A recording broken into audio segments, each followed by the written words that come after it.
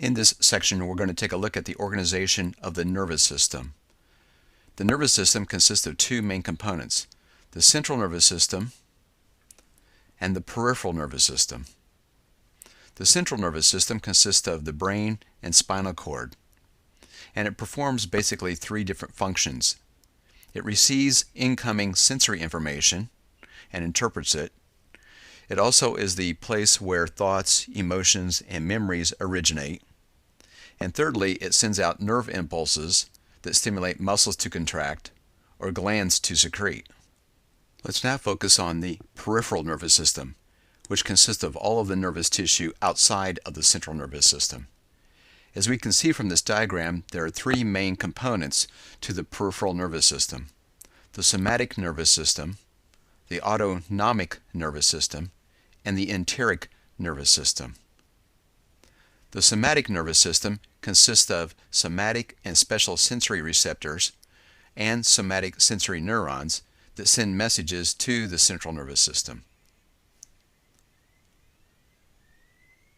The somatic sensory receptors include things like receptors that detect touch and cold and heat that are in your skin, and the special sensory receptors include things like the receptors in your eyes and ears and in your tongue, and all of these send messages to the central nervous system. The somatic nervous system also consists of somatic motor neurons. These are the messages that are sent specifically to skeletal muscle.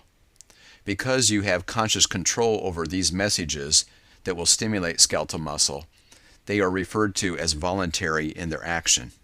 Another part of the peripheral nervous system is the autonomic nervous system. If you understand this word autonomic, it helps you understand the functioning of the autonomic nervous system. Auto means self. Nomic refers to governing. For instance, the word autonomy or autonomous refers to an organization that is self-governing. And what that is referring to is the fact that this part of the nervous system governs itself. In other words, you don't have conscious control over it generally.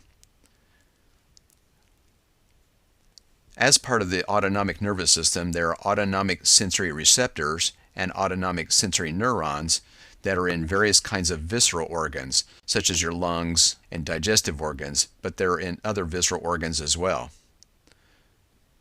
The motor portion of the autonomic nervous system consists of autonomic motor neurons that are involuntary, that is, you don't have conscious control over them, and there are two divisions of the autonomic nervous system, what is called the sympathetic and parasympathetic divisions. The sympathetic division is active whenever your body is under stress. For instance, the sympathetic division consists of neurons that will send messages to your heart in order to make it beat faster. The parasympathetic division, a different set of neurons, will send messages that oppose the activity of the sympathetic neurons. The parasympathetic division sends out messages during the times of the day when you're at rest. Most organs are innervated by both sympathetic and parasympathetic neurons. And if that is the case, these two sets of neurons have opposing effects. It's really important that you understand and that you remember where these autonomic motor neurons send their messages. They innervate three different things: smooth muscle, cardiac muscle, and glands. The third part of the peripheral nervous system is what is called the enteric nervous system. The word enteric refers to the digestive tract.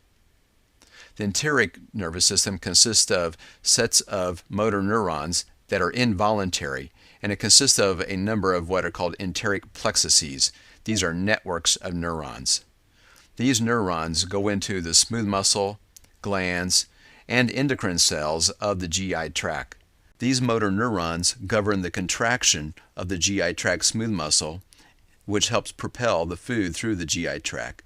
It also controls the secretion of the GI tract, such as acid from the stomach. It also, as we just mentioned, controls the activity of certain endocrine cells that are found within the GI tract. The sensory neurons of the enteric nervous system are constantly monitoring chemical changes within the GI tract, as well as the stretching of the walls of the GI tract.